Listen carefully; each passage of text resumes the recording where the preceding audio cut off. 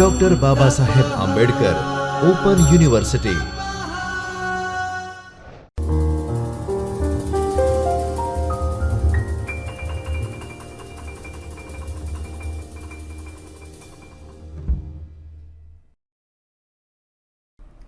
નમસ્તે વિદ્યાર્થી મિત્રો, ડૉક્ટર બાબા સાહેબ આંબેડકર ઓપન યુનિવર્સિટીના ચૈતન્ય સ્ટુડિયોમાંથી હું આસિસ્ટન્ટ પ્રોફેસર માનસી ખટીક આપ સૌ વિદ્યાર્થી મિત્રોનું હાર્દિક સ્વાગત કરું છું.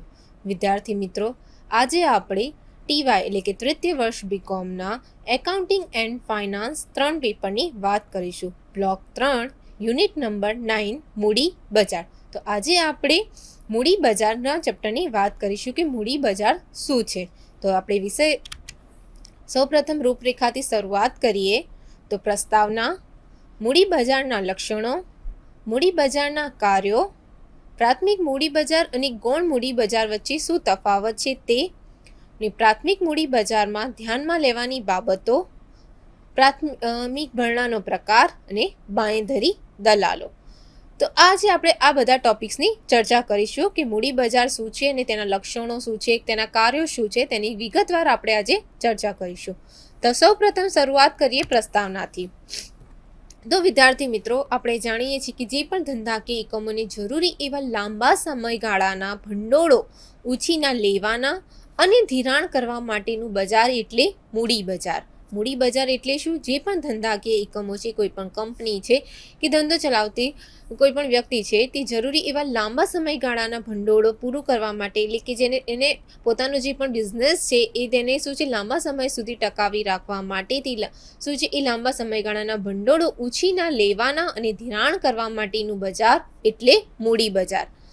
પ્રત્યક્ષ કે પરોક્ષ રીતે મૂડીનો દાવો કરતા નાણાકીય રોકાણો કરતું બજાર એ મૂડી બજાર છે. મૂડી બજાર એ સંસ્થાઓ અને વ્યવસ્થાનું સંયુક્ત રીતે બનેલું છે. સંસ્થાઓ એટલે કે અલગ અલગ જે પણ સંસ્થાઓ છે અને વ્યવસ્થાઓથી બનેલું એક સંયુક્ત માળખું છે, જે મધ્યમ ગાળાના ભંડોળ અને લાંબા ગાળાના ભંડોળ ધંધાકીય એકમો, સરકાર અને વ્યક્તિઓને પૂરા પાડે છે. કોણ જે કંપનીઓ છે, કોઈ પણ સંસ્થાઓ છે, તે મધ્યમ ગાળાના ભંડોળ અને લાંબા ગાળાના ભંડોળો એ ધંધાકીય એકમો, સરકાર અને વ્યક્તિઓને પૂરા પાડે છે. મૂડી બજાર બાહ્ય રીતે નાણાં મેળવવાનું આદર્શ સ્થાન છે. તો આ થઈ તેની એક પ્રસ્તાવના. હવે વિગતવાર આપણે જોઈએ કે મૂડી બજારના લક્ષણો. તો એમાં કયા કયા ટોપિક્સની વાત થાય તો લાંબા ગાળાના ભંડોળનું પ્રાપ્તિ સ્થાન. હવે લાંબા ગાળાના ભંડોળનું પ્રાપ્તિ સ્થાન, તો એની અંદર શું છે કે તો મૂડી બજાર એ ધંધાની લાંબા અને મધ્યમ ગાળાની જરૂરિયાત સંતોષવા નાણું પૂરું પાડે છે. તો આ જે લાંબા ગાળાનું મૂડી ભંડોળ છે તે શું છે, એ લાંબા ગાળાનું અને મધ્યમ ગાળાનું શું છે એ જરૂરિયાત પૂરી પાડતું નાણું છે. હવે આ બજારમાં તમામ નાણાકીય સાધનો એ લાંબા ગાળાની પરિપક્વતા ધરાવે છે. એટલે કે આ જે બજાર મૂડી બજાર છે તેની અંદર લાંબા ગાળાની એટલે કે નાણાકીય સાધનો એ શું છે લાંબા ગાળાની પરિપક્વતા ધરાવે છે. અને મોટા ભાગના જે પણ સાધનો છે તે મૂડીના ભાગ તરીકે આપેલા હોય છે. આ બજારમાં ધંધાના વિકાસ અને વિસ્તૃતીકરણની યોજના માટે નાણાં પૂરા પાડે છે. એટલે કે શેના માટે લાંબા ગાળાની વાત કરવામાં આવે કે જે પણ ધંધાનો વિકાસ છે અને વિસ્તૃતીકરણ કરવા માટે લાંબા ગાળાના મૂડી ભંડોળની જરૂરિયાત ઊભી થાય છે. તો એ કયા બજારમાંથી પોસિબલ થશે? તો મૂડી બજારમાંથી પોસિબલ થાય છે. સામાન્ય રીતે જોઈએ તો બજારમાં બહાર પાડેલી જામીનગીરીનો સમયગાળો લાંબો હોય છે. કેટલો? 1 વર્ષથી જે વધારે હોય તો તેવા ગાળાને શું કહેવામાં આવશે? લાંબા ગાળાના. અને જે 1 વર્ષની અંદર જ જે મૂડી ભંડોળ ભેગું કરવામાં આવતું હોય તો એને ટૂંકા ગાળાનું મૂડી ભંડોળ કહેવામાં આવે. તો જેમાં શું છે કે જે બજારમાં બહાર પાડેલી જામીનગીરીનો સમયગાળો લાંબો હોય છે, તેથી રોકાણકારો કે જેઓને લાંબા ગાળા માટે રોકાણ કરવું છે તે આ બજારમાં રોકાણ કરે છે. હવે વાત કરીએ ભાગ લેનારા. તો ભાગ લેનારામાં કોણ? તો મૂડી બજારમાં ઘણા બધા ભાગ લેનારા હોય છે, જેમાં મધ્યસ્થીઓ જે હોય છે, વીમા કંપનીઓ હોય છે, રોકાણ કંપનીઓ છે, પેન્શન ફંડ, બિન નાણાકીય ધંધાકીય એકમો, વ્યક્તિઓ અને સરકારનો સમાવેશ થાય છે. એટલે કે આ મૂડી બજારમાં કોણ કોણ ભાગ લઈ શકે છે? તો આપણે જોઈએ કે મધ્યસ્થીઓ છે, વીમા કંપનીઓ, રોકાણ કંપનીઓ, પેન્શન ફંડ, બિન ધંધાકીય એકમો એ વ્યક્તિઓ, સરકારો. તો આ બધા એ મૂડી બજારમાં એટલે કે લાંબા ગાળાના મૂડી ભંડોળ ભેગું કરવા માટે ભાગ લેતા હોય છે. બજારને વધુ કાર્યક્ષમ બનાવવા વધારે સંખ્યામાં ભાગ લેનારા હોય તો તે હંમેશા ફાયદાકારક અને ઈચ્છનીય જ બને છે. જો વધુ કાર્યક્ષમ બનાવવા એટલે કે બજારને વધુ સારી રીતે બનાવવા માટે અને વધારે સંખ્યામાં કોઈ ભાગ લેતું હોય છે ત્યારે તે કેવું બને છે, હંમેશા ફાયદાકારક બને છે. અને મોટી સંખ્યામાં ભાગ લેનારા હોય તો એમ દર્શાવે છે કે કિંમત ઉપર કોઈ વ્યક્તિઓનું જૂથનું પ્રભુત્વ નથી. તો આ હોય ભાગ લેનારાઓની વાત. હવે વાત કરીએ રોકાણનું કદ. તો રોકાણનું કદ શું છે? તો મૂડી બજારમાં નાના અને મધ્યમ રોકાણકારો ભંડોળમાં ફાળો આપે છે. એટલે કયામાં જે મૂડી બજાર છે તેમાં કેવા રોકાણકારોનો ફાળો વધારે હોય છે? તો નાના અને મધ્યમ રોકાણકારોનો ફાળો વધુ જોવા મળે છે. કેમ? તેથી જેની જામીનગીરીનું અરજીનું મૂલ્ય નીચું રાખવામાં આવે છે. શું છે? જે જામીનગીરીઓ છે તે અલગ અલગ છે. શેર છે, ડિબેન્ચર છે, બોન્ડ છે. તો તે બધાની જામીનગીરીઓ શું છે એનું મૂલ્ય કેવું રાખવામાં આવે? નીચું. કારણ કે એના રોકાણકારો છે મધ્યમ અને નાના રોકાણકારો છે માટે. તો જેથી વધુ ને વધુ રોકાણકારો અરજી કરી શકે છે. જો એનો જે પણ જામીનગીરી છે તેનું મૂલ્ય ઓછું રાખવામાં આવશે તો જે પણ રોકાણકારો છે તેની અરજી વધારે કરી શકશે. મૂડી બજારના કાર્યક્ષેત્રને વિસ્તૃત બનાવવામાં આ મદદરૂપ બને છે. મૂડી બજારના જે પણ કાર્યક્ષેત્ર છે તેને શું કરે છે? વિસ્તૃત બનાવે છે. તેને કારણે ભાગ લેનારની સંખ્યામાં વધારો થાય છે. તો શું છે કે આ સંદર્ભમાં સેબી એ પણ છૂટક વ્યક્તિગત રોકાણકારોની પણ પ્રમાણસર ધોરણે શેર ફાળવણી અંગે ગાઈડલાઈન એટલે કે માર્ગદર્શિકા દાખલ કરી છે. હવે વાત કરીએ બે પેટા બજારોની. હવે પેટા બજારો એ કયા? મૂડી બજારના બે મુખ્ય પેટા બજારો કયા? તો સરકારી જામીનગીરીઓનું બજાર અને બીજું છે ઔદ્યોગિક જામીનગીરીઓનું બજાર. મૂડી બજારના મુખ્ય બે પેટા બજારોનો સમાવેશ થાય છે, જેમાં સરકારી જામીનગીરીઓનું બજાર અને બીજું છે ઔદ્યોગિક જામીનગીરીઓનું બજાર. હવે સરકારી જામીનગીરીના બજારમાં સરકારી બહાર પાડેલી જામીનગીરીઓનો સોદો થાય છે. સરકારી બે પેટા બજારો જોયા, સરકારી જામીનગીરી બજાર અને ઔદ્યોગિક જામીનગીરી બજાર. હવે આ જે સરકારી જામીનગીરી બજાર છે તેની અંદર એ સરકારે બહાર પાડેલી જામીનગીરીઓનો સોદા થાય છે અને ઔદ્યોગિક જામીનગીરીની બજારમાં ઉદ્યોગો દ્વારા બહાર પાડેલ શેર, ડિબેન્ચર, બોન્ડના સોદાઓ થાય છે. બંને બજારોને ફરીથી બે વિભાગમાં વહેંચી શકાય, જે રીતે કે એક પ્રાથમિક બજાર અને બીજું છે ગૌણ બજાર. પ્રાથમિક બજારમાં નવી બહાર પાડેલી જામીનગીરીઓનો વેપાર થાય છે. હવે આ જે પણ આપણે વાત કરી કે જામીનગીરીઓ, તો આ બંને બજારોને ફરીથી બે ભાગમાં એટલે કે પ્રાથમિક બજાર હોય અને એક ગૌણ બજાર હોય. હવે પ્રાથમિક બજારમાં કેવું હોય છે કે નવી બહાર પાડેલી જામીનગીરીઓનો વેપાર થાય. નવી બહાર પાડેલી કે કોઈ પણ કંપની છે તે સૌ પ્રથમ સ્થપાઈ હોય એટલે પહેલી વખત જ સ્થપાયેલી હોય તો એ પહેલી વખત જ એ શેર બહાર પાડે છે તો એને શું કહેવામાં આવશે? પ્રાથમિક બજાર. તો આ પ્રાથમિક બજાર છે તેને ઇનિશિયલ પબ્લિક ઓફરિંગ પણ કહેવામાં આઈપીઓ દ્વારા જે શેર એટલે પહેલી વખત જે શેર બહાર પાડે છે તેને આઈપીઓ તરીકે ઓળખવામાં આવે છે કે ઇનિશિયલ પબ્લિક ઓફરિંગ. તો એવી રીતે કે પ્રાથમિક બજાર. એ પ્રાથમિક બજારમાં નવી બહાર પાડેલી જામીનગીરીઓનો વેપાર થાય છે અને ગૌણ બજારમાં અગાઉ બહાર પાડેલી ચૂકવેલ જામીનગીરીઓનો સોદા થાય છે. હવે મૂડી બજારના સાધનો. હવે મૂડી બજારના કયા સાધનો છે તો તેની વાત કરીએ, જેમ કે છે શેર, ડિબેન્ચર, બોન્ડ્સ અને ડિપોઝિટરીના સોદા થાય છે. સામાન્ય રીતે જોઈએ તો લાંબા સમયગાળાના તે હોય છે. હવે આ જે પણ છે શેરની વાત કરી, આપણે ડિબેન્ચરની વાત કરી, પછી બોન્ડ્સની વાત કરી, તો એ બધા કેવા હોય છે? લાંબા ગાળાના હોય છે. એટલે વિવિધ સરકારી જામીનગીરીઓનો પણ સમાવેશ થાય છે. આ સિવાય જો પણ આપણે જોઈએ તો વિવિધ જામીનગીરીઓનો પણ સમાવેશ થાય છે, જેથી કે કોમર્શિયલ પેપર છે, પછી સર્ટિફિકેટ ઓફ ડિપોઝિટ છે, તે એ બધાનું પણ ક્યાં સરકારી જામીનગીરીઓમાં સમાવેશ છે. હવે કયા સાધન દ્વારા ભંડોળ ઊભું કરવું તેની પસંદગીનો આધાર વિવિધ પરિબળો જેવા કે પ્રોજેક્ટ સાથે સંકળાયેલું જોખમ. હવે કયા જે પણ જેથી કે શેર જામીનગીરીનો ઉપયોગ કરવો કે ડિબેન્ચરની જામીનગીરીનો ઉપયોગ કરવો કે બોન્ડ્સનો ઉપયોગ કરવો, તો એ બધાની પસંદગીનો આધાર કોના ઉપર રહેલો હોય છે? એક પ્રોજેક્ટ સાથે સંકળાયેલું જોખમ. હવે આ એક પ્રોજેક્ટ તૈયાર એટલે કે નક્કી કરવામાં આવે ને એમાં કેટલું જોખમ રહેલું છે, માલિકી ઢબ અંગે સંચાલકોનું વલણ કેટલું છે અને જામીનગીરીના સંદર્ભમાં કરવેરાની અસર, તો એ વગેરે ઉપર શું છે ધ્યાન રાખવામાં આવતું હોય છે કે આ કઈ જામીનગીરી કેટલામાં આપણને કેટલું નુકસાન થશે, કેટલું એનું વ્યાજ ચૂકવવું પડશે, તો તે બધી બાબતોનો પણ અહીંયા શું છે ધ્યાન રાખવામાં આવતું હોય છે. હવે વાત કરીએ નિયમનકાર. તો નિયમનકાર શું છે કે ભારતમાં મૂડી બજારનું નિયમન એ સેબી દ્વારા થાય છે. કોના દ્વારા થાય છે? સેબી દ્વારા. સેબીનો ફૂલ ફોર્મ શું છે? Security exchange board of India. મૂડી બજારના સંદર્ભમાં સેબી એ વિવિધ નીતિ નિયમો ઘડે છે. કોઈ પણ જે પણ બજાર છે કે મૂડી બજાર છે કે નાણાં બજાર છે, તો એ બધાનું સંચાલન ક્યાં થાય છે? એ સેબીમાં થાય છે. તે સેબીને પોતાના અલગ નીતિ નિયમો ઘડે છે. તે રોકાણકારોની સલામતી માટે બજારમાં કામ કરનારાઓએ કઈ જરૂરિયાતો સંતોષવી પડશે તે અંગે ગાઈડલાઈન સેબી આપે છે.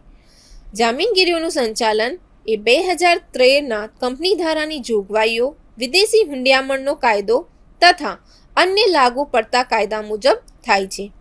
જામીનગીરી બહાર પાડનારા જામીનગીરી બહાર પાડવાની યોગ્યતા માટે લાગુ પડતી દરેક જોગવાઈઓનું પાલન કરવું જરૂરી છે.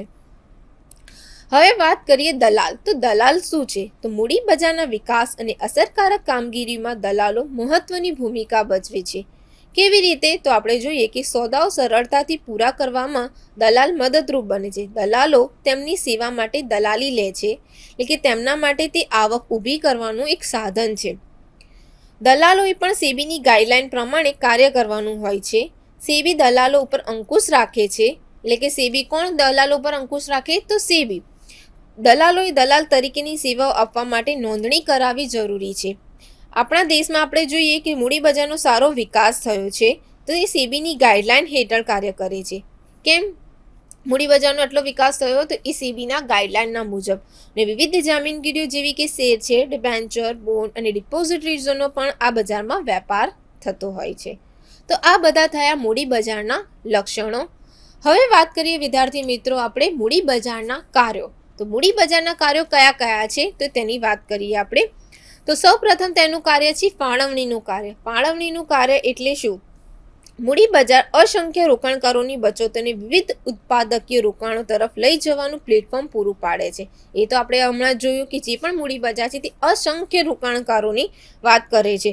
તો આ જે પણ અસંખ્ય રોકાણકારો છે તેમની બચતોને વિવિધ ઉત્પાદકીય રોકાણો તરફ લઈ જવાનું એક પ્લેટફોર્મ પૂરું પાડે છે. તો આ મૂડી બજારનું એક મહત્વનું કાર્ય છે કે તે ઉત્તેજક અને દંડની પદ્ધતિથી ભંડોળની વહેંચણી કરે. એ ભંડોળની વહેંચણી ઔદ્યોગિક વૃદ્ધિને આગળ ધપાવે છે અને આખરે તે આર્થિક વૃદ્ધિ અને દેશના વિકાસમાં પરિણામે છે. હવે વાત કરીએ નિર્દેશક તરીકેનું કાર્ય. તો એમાં મૂડી બજાર એ નિર્દેશક તરીકેનું કાર્ય કેવી રીતે કરે છે? તો મૂડી બજાર માત્ર અર્થતંત્રનો વિકાસ દર્શાવતું નિર્દેશકનું કાર્ય નહીં, પણ જામીનગીરીઓની કિંમત વધઘટ દ્વારા સમગ્ર સંપત્તિની સ્થિતિનો ખ્યાલ રજૂ કરે છે. કિંમતમાં ફેરફાર માટે શું છે જે પણ કિંમતમાં મોટે ભાગે ફેરફાર થાય તે જે કંપની અને સમગ્ર ઉદ્યોગની કામગીરી ઉપર આધારિત હોય છે. કંપનીના પરિણામોની અસર આખરે તો કંપનીની જામીનગીરીની કિંમત ઉપર પડે છે. જે પણ કંપનીની પરિણામો આવે કે જો કંપની નુકસાનમાં જાય તો પણ એ તેના જામીનગીરીઓ પર અસર કરે છે, અને જો કંપની નફામાં જાય તો પણ તેની જામીનગીરી ઉપર અસર કરતી હોય છે. હવે વાત કરીએ તરલતાનું કાર્ય. મૂડી બજાર એ પરસ્પર સમજૂતી દ્વારા માન્ય કિંમતે જામીનગીરી ખરીદનાર અને વેચનારને પ્લેટફોર્મ પૂરું પાડે છે. તેને કારણે શું છે જેનો વેપાર થાય છે તે જામીનગીરી તરલ બને છે. તરલતા એ જામીનગીરીનું સૌથી મહત્વનું લક્ષણ છે. જામીનગીરીને આકર્ષક બનાવે છે અને રોકાણકારોને જામીનગીરીમાં રોકાણ કરવા તે શું કરે છે? વધુ પ્રોત્સાહિત કરે છે કે બજારનું કાર્યક્ષેત્ર વિસ્તૃત બનાવે છે. હવે વાત કરીએ બચત અને રોકાણનું કાર્ય. તો બચત અને રોકાણનું કાર્ય એ મૂડી બજારમાં કેવી રીતે? તો મૂડી બજાર એ લાંબા ગાળાનું છે. એ આપણે જોયું કે રોકાણનું ઝડપથી તરલ ભંડોળમાં રૂપાંતર થાય છે. તે દ્વારા રોકાણકારોમાં વિશ્વાસ પેદા થાય છે અને તે બચત અને રોકાણકારોને શું કરે છે? રોકાણોને ઝડપી બનાવે છે. તે બિન નોંધાયેલ બચતો ધરાવતા રોકાણકારોને કંપનીઓની જામીનગીરીઓમાં રોકાણ કરવા માટે આકર્ષે છે. તો આ હતું બચત અને રોકાણનું કાર્ય. હસ્તાંતરનું કાર્ય એટલે કે જે પણ વર્તમાન મિલકતો છે, દ્રશ્ય છે, અદ્રશ્ય મિલકત એ વ્યક્તિની સંપત્તિની વ્યક્તિ કે જૂથને હસ્તાંતર કરવામાં મદદ કરે છે. રોકાણકારો પોતાની જામીનગીરીઓનું બજારના મધ્યસ્થોની મદદથી સરળતાથી હસ્તાંતર કરી શકે છે. હવે વાત કરીએ જોડાણનું કાર્ય. તો મૂડી બજાર એ બિનકાર્યક્ષમ કંપનીઓને સક્ષમ કંપનીઓના હાથમાં મૂકવા માટે સંચાલકોને કંપનીઓ ખરીદી લેવા અથવા જોડાણ કરવા માટે પ્રોત્સાહિત કરે છે. તેને કારણે કંપનીની કાર્યક્ષમતા પણ સુધરે છે અને લક્ષ્યાંકિત કંપનીઓમાં પોતાનો હિસ્સો વધે તે માટે વિવિધ કંપનીઓને મૂડી બજાર પ્લેટફોર્મ પૂરું પાડે છે. તો આ બધા હતા એ મૂડી બજારના કાર્યો. હવે આપણે વાત કરીએ વિદ્યાર્થી મિત્રો પ્રાથમિક મૂડી બજાર. જે રીતે આપણે બે એના સબ પોઈન્ટ જોયા હતા બજારના, કે પ્રાથમિક મૂડી બજાર અને ગૌણ મૂડી બજાર. તો સૌપ્રથમ આપણે વાત કરીએ પ્રાથમિક મૂડી બજારમાં. તો પ્રાથમિક મૂડી બજારનો શું અર્થ થાય છે કે જ્યારે જાહેર કંપનીઓ છે, જાહેર કંપનીઓ તો એ જાહેર ભરણા દ્વારા જામીનગીરી બહાર પાડીને, જામીનગીરી કઈ તો શેર છે, પછી ડિબેન્ચર્સ છે, બોન્ડ છે, તો એ બધી જામીનગીરીઓ બહાર પાડીને મૂડી એકત્રિત કરવા, એટલે કે જાહેર જનતાને શું કરે છે, આકર્ષે છે કે જે પણ જામીનગીરીઓ બહાર પાડવા માટે, એટલે કે આકર્ષે છે તેને એ જાહેર જનતા દ્વારા શું કરે છે, એ ભંડોળ એકઠું કરે છે. તો એ ભંડોળથી, એટલે કે જામીનગીરી બહાર પાડીને મૂડી એકત્રિત કરવા માંગતી હોય ત્યારે જામીનગીરીના પ્રાથમિક બજારમાં પ્રવેશવું પડે છે. તો સામાન્ય રીતે જાહેર કંપનીઓ એ બજારની પરિસ્થિતિ અને રોકાણકારોની ક્ષમતા તથા મનોવૃત્તિ ધ્યાનમાં રાખીને વિવિધ પ્રકારની જામીનગીરીઓ જેવી કે equity share, preference share, bonds, ડિબેન્ચરની વાત કરી આપણે જેમ. તો જામીનગીરીનું પ્રાથમિક બજાર તો શું છે, તો કંપની મૂડી મેળવવા માટે જે શેર તથા અન્ય જામીનગીરીઓ બહાર પાડે છે તે જામીનગીરીના પ્રાથમિક બજાર તરીકે ઓળખવામાં, કે જે સૌ પ્રથમ જામીનગીરી બહાર પાડવામાં આવે ત્યારે. નવા ભરણાનું પ્રાથમિક બજાર રોકડેથી અથવા રોકડ સિવાયના અવેજ દ્વારા કંપનીઓ, સરકારી અને અર્ધ સરકારી સંસ્થાઓ, જાહેર ક્ષેત્રના એકમો અને ભરણાનું કામ કરતી તમામ નાણાકીય સંસ્થાઓ અને અધિકૃત દલાલો દ્વારા ચાલે છે. શું છે આ નવા ભરણાનું જે પણ છે એ પ્રાથમિક બજાર એ કેવી રીતે, તો રોકડેથી પણ ચાલી શકે અને રોકડ સિવાયના અવેજ દ્વારા કંપની છે, સરકારી અર્ધ સરકારી સંસ્થાઓ છે, જાહેર ક્ષેત્રના એકમો, ભરણાનું કામ કરતી તમામ નાણાકીય સંસ્થાઓ અને અધિકૃત દલાલો દ્વારા ચાલે છે. સામાન્ય રીતે જોઈએ આપણે કે નવી મૂડી એ equity share, preference share, debenture, હકના શેર, બોનસ શેર, થાપણો તથા લોન દ્વારા ઊભી કરવામાં આવે છે. નવી મૂડી ઊભી કરવા માટે બાંયધરી દલાલો એ શેર માટે અરજી કરનારા રોકાણકારો, એટલે કે જે નવી મૂડી છે તે ઊભી કરવા માટે બાંયધરી દલાલો શું કરે કે શેર માટે જે અરજી કરનારા રોકાણકારો તથા IDBI, IFCI, ICICI, LIC, GIC, UTI જેવી સંસ્થાઓની મદદથી ઊભી કરવામાં આવે છે. આ કંપનીઓ જે છે નવા શેર બહાર પાડીને ભરણું મેળવી શકે તે માટે કેટલીક બેંકોએ પોતાની બેંકમાં મર્ચન્ટ બેન્કિંગ વિભાગ શરૂ કર્યો. મર્ચન્ટ બેન્કિંગ એટલે કે જે ઇલેક્ટ્રિક વાળો છે. બાંહેધરી દલાલો પોતાની આર્થિક શક્તિ પ્રમાણે કંપનીઓને નવા શેર ખરીદવા અંગે બાંહેધરી આપે છે અથવા ઇન્વેસ્ટમેન્ટ એન્ડ કન્સલ્ટન્સી માટે ખાનગી કંપનીની રચના કરીને નાણાંનું રોકાણ કરે છે અને શેર બહાર પાડવા અંગેની કાર્યવાહીનું સંચાલન પણ કરે છે. આ ઉપરાંત સેબીની મંજૂરી મેળવીને બેંકમાંથી લોન મેળવી આપવી એ સગવડ પણ પૂરી પાડે છે. કોણ? તો પ્રાથમિક મૂડી બજાર. તો આ હતું પ્રાથમિક મૂડી બજાર. હવે વાત કરીએ કે પ્રાથમિક મૂડી બજારમાં ધ્યાનમાં લેવાની કઈ કઈ બાબતો છે. તો સૌપ્રથમ જોઈએ કે પ્રાથમિક ભરણાનો પ્રકાર નક્કી કરો. પ્રાથમિક ભરણાનો કે જાહેર બહારનું કે હકના શેર બહાર પાડવા, ખાનગી ધોરણે શેરની ફાળવણી કે વેચાણની દરખાસ્ત, તો એ બધા માટે શું છે કે પ્રાથમિક ભરણાનો શું છે નક્કી કરવું. ત્યારબાદ છે ભરણા માટેની જામીનગીરીઓનો પ્રકાર નક્કી કરવો, ભરણું બહાર પાડવાની પદ્ધતિ નક્કી કરવી, ભરણું બહાર પાડવાના સમય અને અરજીની મર્યાદા, નવા શેર બહાર પાડવાનો ખર્ચ અને જાહેર ભરણા માટેની શેરની કિંમતો. આ પ્રાથમિક મૂડી બજાર માટે ધ્યાનમાં લેવાની વિવિધ બાબતો છે. તો આપણે પ્રાથમિક ભરણા એટલે કે કેવી રીતે આ બધાની આપણે સમજીએ ડિટેલ્સમાં કે જાહેર ભરણું શું છે. તો જાહેર કંપની જે જાહેર જનતા પાસેથી, જાહેર કંપની છે તે જાહેર જનતા પાસેથી જાહેર આમંત્રણ દ્વારા શેર મૂડી પ્રાપ્ત કરવા માંગતી હોય, જાહેર આમંત્રણ દ્વારા શેર મૂડી પ્રાપ્ત કરવા માંગતી હોય તેણે વિજ્ઞાપન પત્ર બહાર પાડવું ફરજિયાત છે. વિજ્ઞાપન પત્ર શું હોય છે કે એક કંપનીમાં એમાં જે વિજ્ઞાપન એટલે કે હોય છે એમાં કંપનીની બધી ડિટેલ્સ લખેલી હોય છે, શેરના ભાવ લખેલા હોય છે, એ બધું લખેલું હોય છે. તો આ વિજ્ઞાપન પત્ર એ જાહેર જનતાને શેર ખરીદવા માટેનું જાહેર આમંત્રણ આપતો એક દસ્તાવેજ છે. આ પદ્ધતિથી મૂડી મેળવવા માંગતી કંપનીએ 2013ના કંપની ધારામાં જણાવેલ વિજ્ઞાપન પત્ર અંગેની તમામ જોગવાઈઓનું પાલન કરવાનું રહે છે. હકના શેર બહાર પાડવા. હવે આ પ્રાથમિક ભરણાનો પ્રકારમાં જોઈએ કે હકના શેર બહાર પાડવા તો શું, ચાલુ કંપનીની મૂડીની જરૂર પડે ત્યારે તેઓ જૂના શેર હોલ્ડરોને નવા બહાર પાડેલ શેર ખરીદવાનો જે હક આપે તેને હકના શેર કહે છે. શું કહેવા માંગે છે અહીંયા કે હકના શેર બહાર પાડવા એ જે ચાલુ કંપનીઓ છે તેને શું થાય છે, અમુક ટાઈમે વચ્ચેના સમયગાળામાં મૂડીની જરૂર પડે છે. તો આ મૂડીની જરૂર પડે ત્યારે જૂના જે શેર હોલ્ડરો હોય છે જેમણે પહેલે શેર ખરીદેલા છે તો એ શેર હોલ્ડરોને નવા જે બહાર શેર પાડવામાં આવે કંપની તરફથી તો એ નવા બહાર પાડેલ શેર ખરીદવાનો પ્રથમ હક આપવામાં આવે. તો તેને શું કહેવામાં આવશે, હકના શેર. ચાલુ શેર હોલ્ડરો પાસે જેટલા શેર હોય તે સંખ્યા ધ્યાનમાં રાખીને તેઓને નિશ્ચિત સંખ્યાના હકના શેર ખરીદવાનો અધિકાર આપવામાં આવે છે. હકના શેર ખરીદ્યા પછી બજારમાં વેચી શકાય છે અને બીજાના નામે તેની ફેરબદલી પણ થઈ શકે છે. હકના શેર બહાર પાડવા માંગતી કંપનીએ આ અંગે કંપની ધારામાં દર્શાવેલ જોગવાઈઓનું પાલન કરવું જોઈએ.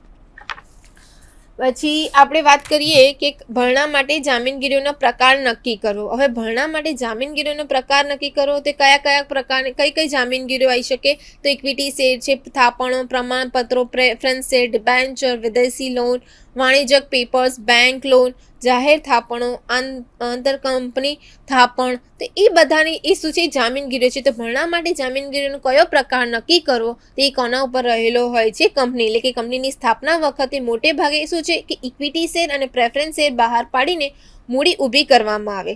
અને જૂની કંપનીઓ પોતાના અનામતનું ભંડોળનું જે મૂડીકરણ છે કરીને તથા બેંકો અને સંસ્થાઓ પાસેથી ઊંચીની મૂડી મેળવીને પોતાની મૂડી જરૂરિયાત સંતોષે છે.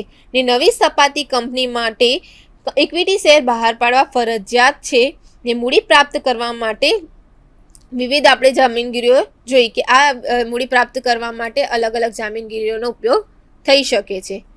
ત્યારબાદ વાત કરીએ કે ભરણું બહાર પાડવાની પદ્ધતિ નક્કી કરવી. ત્રીજામાં છે કે ભરણું બહાર પાડવાની પદ્ધતિ નક્કી કરવી. તો કઈ પદ્ધતિથી કરી શકાય, તો કે નવી કંપની છે તે પ્રથમવાર શેર બહાર પાડે છે તેને પ્રાથમિક ભરણા તરીકે ઓળખવામાં આવે છે. તે આપણે જોયું. તો એની શું છે કે બહાર પાડવાની પદ્ધતિ શું હોઈ શકે, તો રોકડની સામે આપવામાં આવતા શેર, યાંત્રિક જાણકારી અને જ્ઞાન માટે આપવામાં આવતા શેર, અન્ય કંપનીના શેરની અવેજીમાં આપવામાં આવતા શેર, ને સ્થાપકો તથા એજન્ટોને તેમની સેવાઓ અને પરિશ્રમના બદલામાં આપવામાં આવતા શેર. તો આ એ શું છે, ભરણું બહાર પાડવાની પદ્ધતિ. હવે વાત કરીએ ચોથું કે ભરણું બહાર પાડવાનો સમય અને અરજીની મર્યાદાઓ. તો જે ભરણું છે તે બહાર પાડવાનો સમય અને એની અરજીની મર્યાદાઓ કેટલી હોવી જોઈએ. વિજ્ઞાપન પત્ર દ્વારા જ્યારે જાહેર જનતાને જાહેર ભરણા માટે આમંત્રણ આપીને મૂડી મેળવવી હોય ત્યારે એક લાંબી પ્રક્રિયા છે. તેના અમુક તબક્કાઓ પણ રહેલા છે.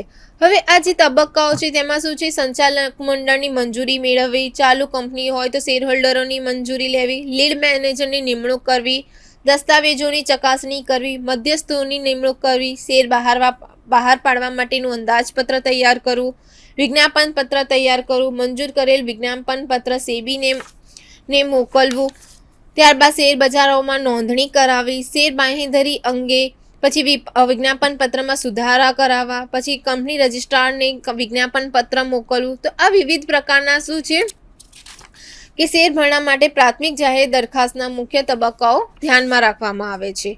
હવે વિદ્યાર્થી મિત્રો આ થયા તેની અલગ અલગ બાબતોને કેવી રીતે ધ્યાનમાં રાખવી છે તેની વાત થઈ. હવે બાંહેધરી દલાલો શું છે તો તેની ચર્ચા કરીએ કે બાંહેધરી દલાલો શું છે. જાહેર જનતા પાસેથી શેર બહાર પાડીને કંપની શું કરે છે કે જાહેર જનતા પાસેથી શેર બહાર પાડીને એક મૂડી એકત્રિત કરવા માંગતી કંપનીએ નિશ્ચિત સમયમાં લઘુત્તમ ભરણા જેટલી રકમની શેર અરજીઓ મેળવવી જરૂરી છે. જે કંપનીઓ લઘુત્તમ ભરણાની જોગવાઈઓનું પાલન કરી શકે નહીં તે અસ્તિત્વ આમાં આવી શકતી નથી. એટલે કે લઘુત્તમ ભરણાની જોગવાઈનું પાલન કરવું તેમને અનિવાર્ય રહે છે. આવી કંપનીઓને કંપની રજિસ્ટ્રાર નોંધણીનું પ્રમાણપત્ર આપતા નથી. જે લઘુત્તમ ભરણનું પૂરતું મેળવી શકતી નથી તો તેમને કંપની રજિસ્ટ્રાર નોંધણીનું પ્રમાણપત્ર આપવામાં આવતું નથી. પરિણામે શેર માટે જેમણે અરજી કરી હોય તેઓને નાણાં પરત કરવા પડે અને કંપનીના સ્થાપકોની તમામ મહેનત અને ખર્ચ વ્યર્થ જાય છે.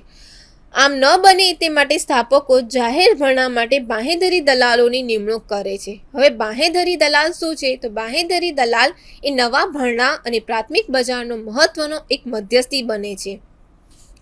બાંહેધરી દલાલ કે જ્યારે જાહેર ભરણું પૂરેપૂરું ભરાઈ ન જાય ત્યારે શેર ખરીદવાની બાંહેધરી આપે છે. શેર ખરીદવાની બાંહેધરી આપે છે એટલે કે શું કે તેઓ જાહેર ભરણું પોતાના દ્વારા પૂરેપૂરું ભરાઈ જાય અથવા અન્ય દ્વારા તેની બાંહેધરી આપે છે કે જો આપણે જોયું કે એપ્રિલ 1995 પછી બાંહેધરી ફરજિયાત નથી પણ તેમ છતાં તેની નિમણૂક પ્રાથમિક બજાર માટે મહત્વનું તત્વ છે. જાહેર ભરણાના લીડ મેનેજર અને મર્ચન્ટ બેન્કર્સની સલાહ સૂચનોને ધ્યાનમાં રાખીને જાહેર ભરણું જાહેર કરનારી કંપની એ બાંહેધરી દલાલની નિમણૂક કરે છે અને લીડ મેનેજર દ્વારા એવી ખાતરી પણ આપવામાં આવે છે કે બાંહેધરી દલાલ પાસેની અકસ્માતો તેમની જવાબદારી નિભાવવાની બાબત માટે પૂરતી છે અને તે બાબતની જાહેરાત વિજ્ઞાપન પત્રમાં પણ કરવામાં આવે છે. તો આ થયું બાંહેધરી દલાલ કોને કહેવામાં આવે. હવે બાંહેધરી દલાલની નોંધણી. તો બાંહેધરી દલાલની નોંધણી કેવી રીતે થાય? તો બાંહેધરી દલાલની ભૂમિકા એ અદા કરવા માટે સેબી પાસેથી નોંધણીની પ્રમાણપત્ર મેળવવું અનિવાર્ય છે. આ પ્રમાણપત્ર આપતી વખતે સેબી બાંહેધરી પ્રક્રિયા સાથે સંકળાયેલ અને બાંહેધરી પ્રક્રિયા સાથે સંલગ્ન એવી તમામ બાબતો ગણતરીમાં લે છે. કે સેબીની ગાઈડલાઈન કઈ છે તેને જોઈએ.